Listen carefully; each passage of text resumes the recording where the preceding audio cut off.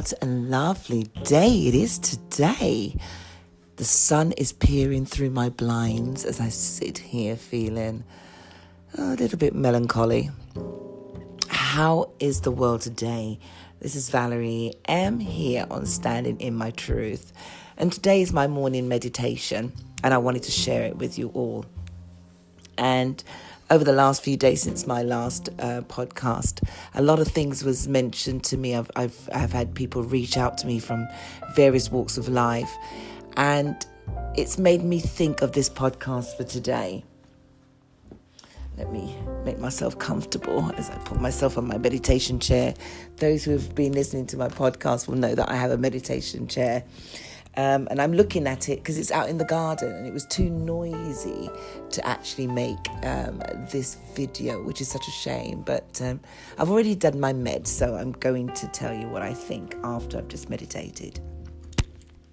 But my question today is to ask yourself, what does loneliness look like? What does being alone really look like? Because people associate being lonely with as a standalone person. You stand alone, so that means you're lonely. Or you live by yourself, and that can generate and make you think that you're lonely. Do you know that the biggest extroverts out in the world are lonely people? It's fact. There are people who actually enjoy being alone. So what they will do is they will present a front of having a great time outside and everything is going completely well, and we're not going to look deep inside. Don't allow people to look deep inside their soul, when really deep down inside they are absolutely lonely. There's something missing. There's a space that needs to be filled and they don't know how to fill it. And so they fill that space with going out, socializing, same thing, probably going to the gym, making up wacky things to do. But there's nothing wrong with that. But in the end, it will come crashing down. Because after a while, that lonely void is still there. So all you're doing is filling that void with clutter. I tend to love using that word clutter. You see something, you think, yeah, I want to do that. And so you do it. You see someone eating something, oh, I want that. And that is just filling the void. I'm not here to give you the answer. I'm just pointing out some obvious. That's one. And then you have loneliness where you are in an actual relationship and you're all alone. Because what started out as two people being able to relate to each other, maybe because of a common ground, which could have been the same music, the same football team, going hiking, shopping, that common ground of something. They feel that they tend to use that now as a basis. Well, in fact, it was a compromise to fill loneliness. For when the chips are down, are you able to speak to that person? Are you able to tell that person how you're feeling? Are you able to tell your relevant other, relevant other that, babe, today I feel like shit? Are you able to tell your relevant other that, look, my job, I hate my job, and things are that bad, I don't know what to do? Are you able to tell your significant other that, ooh, I might lose my job, or I want to leave my job? And especially if you live together, how do you broach a subject when things are really bad and you might not have a job to go to and there's bills to be paid? How do you broach your loneliness when you can't speak about any subject? Because now that you're in this relationship, you find that the person hasn't got patience. They're not speaking to you on your level. That's loneliness. Loneliness also can find itself in a form of people reaching out to other people and they find that they have great conversation. But this is all done via WhatsApp or just a text message, or just looking at someone's photo, and you attach yourself to that person because you think, wow, great, I feel the energy, that person's beautiful, I like it, blah, blah, blah. But then when you meet them in person, you find that they're shallow, very shallow, and there's nothing to say. But when you're behind a keyboard, it's okay to, able to say many things. You don't hold back. You're able to banter, and everything is just hunky-dory. The loneliness is this, that if you do get the chance to meet this person, it's actually looking at them and seeing that you don't have the keyboard in front of you no longer. You can't just patter away on the keyboard. You've now got to speak to that person face to face and let them know how you actually feel or what you think. Or you watch them telling you about themselves and you realise you don't like the sound of their voice, or you don't like the way they speak, or really and truly their thought process is a bag of poo. And then the loneliness kicks in again and you feel deflated. But you don't want to tell them, that person, oh my God, no, oh, yikes. So you be pleasant, you wait out your time and you make your excuses. And then time becomes lesser and lesser. And again, you become lonely because now you happy to have the friendship as a keyboard warrior, but as a one-to-one, they're not what you're looking for. It happens. There's nothing wrong with doing that. It's life. It's natural. And that's one of the things about social media or date lines, things like that. You can have the most wonderful conversations, but then when you meet that person, you find that there's just no chemistry, none whatsoever. And it's quite sad, really, because by then you may have divulged just a little bit about yourself. Some people really go in depth and might tell them their dreams and their aspirations, and then to find that when they see them, there just isn't that connection, shallow as it may seem. As I said, loneliness comes in many forms. But I found that loneliness has been more apparent, especially in this time of 2020, without saying what's going on or what's happened. Yes, we're in a lockdown pandemic, call it COVID, whatever it is you want to name it. It has shown us up in many ways. And I'm going to give you an example. The other day, I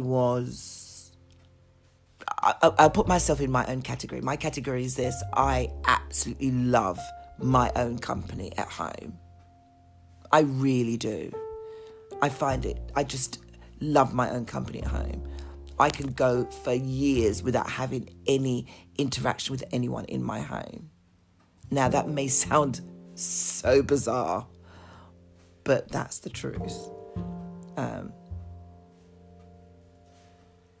social media can make me look like I'm in this way and, misunderstood kind of. I'm not here to say what my character is on set. I really don't care, because I genuinely believe that the people that I've encompassed myself with as friends know who I am, and they're able to tell me about myself if they feel that I'm gone above my station. What people think outside has really got... It just does not justify who I am, and I can't stop them from thinking like that. Just as I am not... I don't go around judging. I like to crack a joke. But anyway, I'm digressing, so let's come back. The other day, I was so busy, literally, podcasting and editing and all manner of forms of thing, looking into the future of where my life is going to be. And in the middle of that, speaking to other people whose lives have just been turned upside down. And I thought to myself, oh my God, you are not protecting your energy here, because you are taking on absorbing so many different lives of walks of life that you are not taking care of yourself. And it hit me. It hit me so hard that after speaking to someone, actually, I didn't even speak to that particular person yet. So I had a few conversations, getting information, because you have to do research, obviously, when you're doing podcasting or interviewing somebody. That's how the business works. And the trick is not to get... I'm an empath, but it's trying to be sympathetic, empathy, but at the same time protecting yourself. I don't know how doctors do it, or ambulance people have to watch people die, or when they're in pain. It's, oh my God. So I take my hat off to people like that. But let me tell you, those people are lonely. So I had the TV on in the background, as I was saying, and there I am watching this poor ambulance man who had watched an old lady literally lose her mind. He had to take her to the hospital, and she died a few days later. Nobody came to visit her.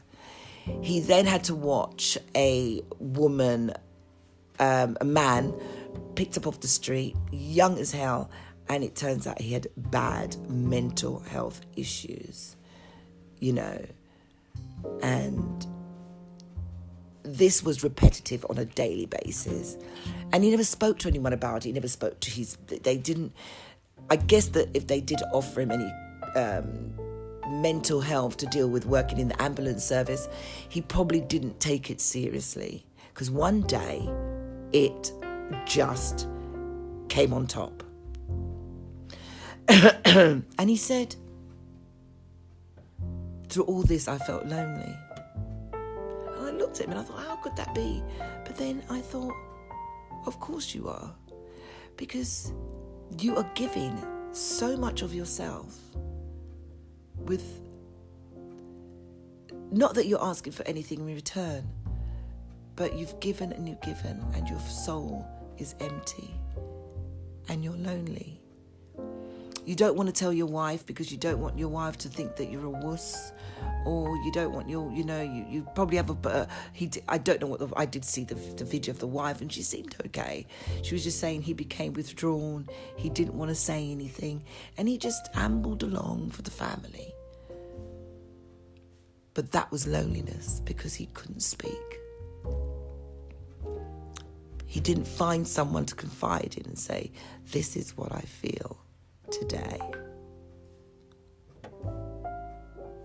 So after watching all of that, I was like, wow, that's just incredible. I have to say, I said to myself, God, I'm lucky, because I actually like being lonely, even though I'm dealing with other people. But really and truly, I must be. I must miss having people around. And I said, no, I don't. So that night, I lay down on the sofa, as I do sometimes before I actually find my way back upstairs to the bedroom. And I leaned over to pick up the remote. And for that moment, I felt lonely. I looked around and I thought, I have no one in my life. But then I thought, I'm lying. Of course I have. I've got my family. I've got my friends and blah, blah, blah.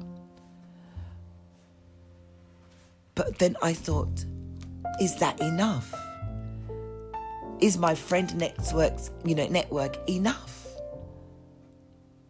Or what I'm doing, is that enough? Because at the end of the day, for that split second, I haven't let it consume me, but it made me think, and that's why I'm doing this podcast today.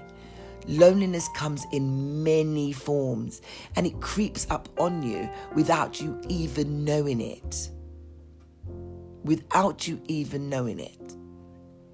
So I let that thought consume me just for the night, a couple of days ago, and I just went, no, don't take this on, because all you would do is start entertaining conversations with people that you actually don't need. You just need to just be honest to people who are trying to talk to you, sending you messages, I like you, blah, blah. Be honest and just say, look, right now is just not the time. Whereas before, I'd have been very nice and, excuse me, and not try to hurt anyone's feelings. But basically, I'm hurting my own feelings. But that's enough about me. And then the following day, I had a beautiful phone call. I actually had 4. And in all those 4 conversations, these are strong, great, wonderful people that I know. I took my eye off the ball because I did not know that their well-being had been compromised. They're great, but their well-being was compromised. They put on a show, they went through it, they have locked down, they've done all the things behind closed doors that I would never think would be going on, went on.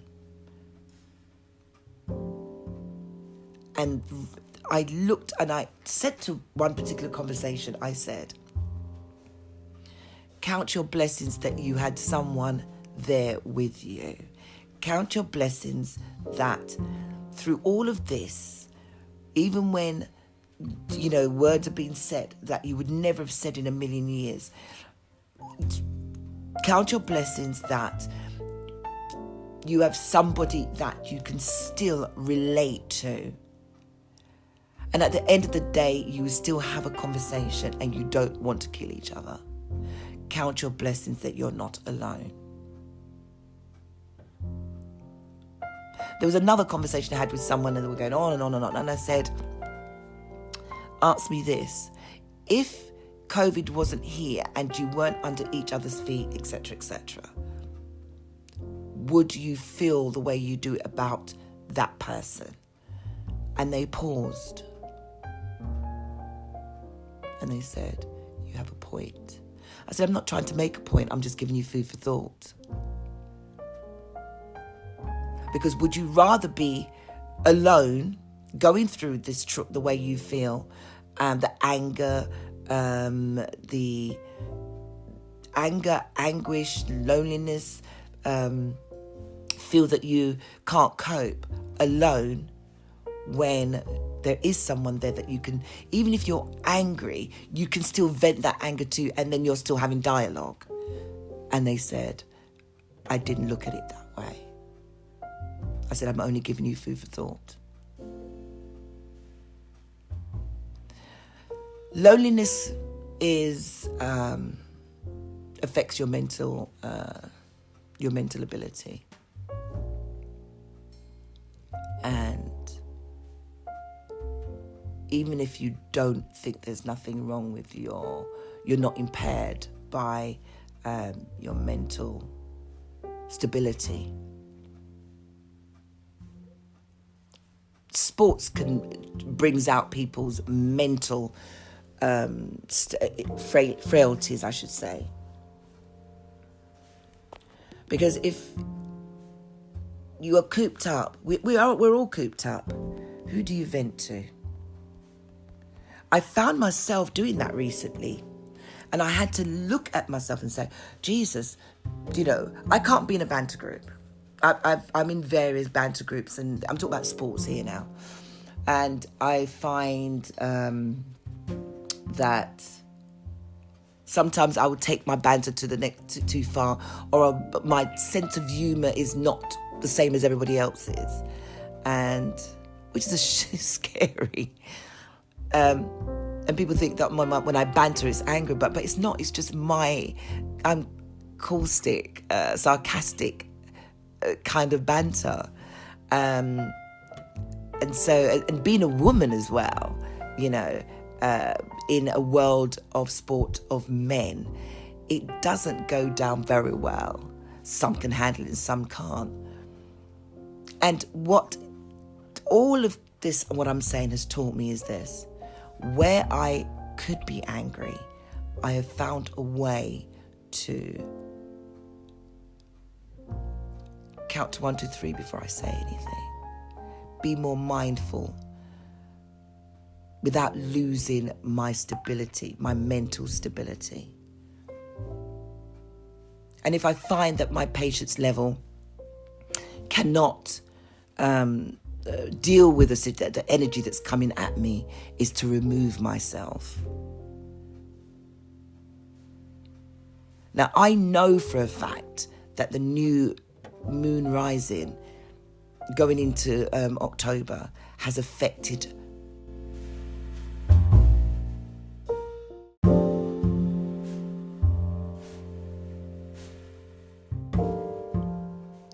and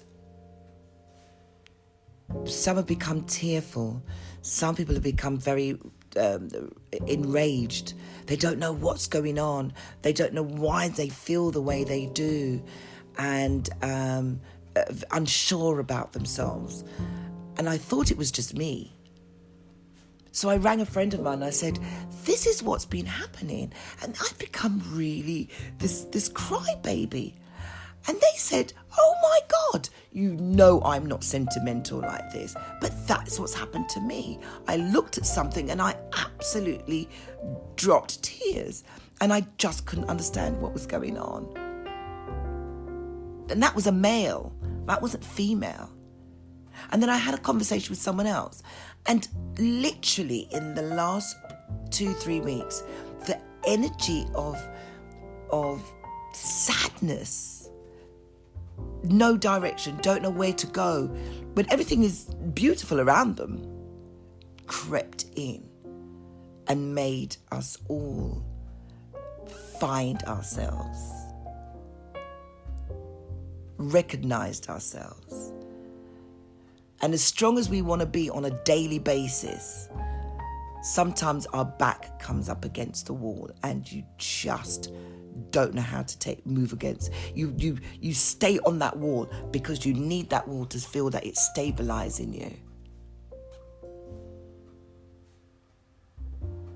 You need to move away from the wall.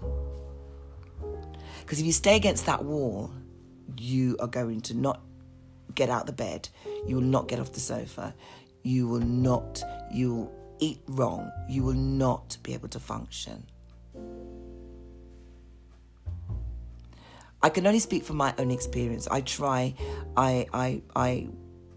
put scenarios out there, but everything I say is an experience. I try to not speak on a subject that I've never been involved in. And that's why this is called Standing in My Truth. I spare for the people who are bedbound. Now, they've always been bedbound, and COVID is always, and that's before COVID. But could you imagine being bedbound and you cannot see no one but your carer or the medical doctors or hospices that have to come to see you? because you have to shield.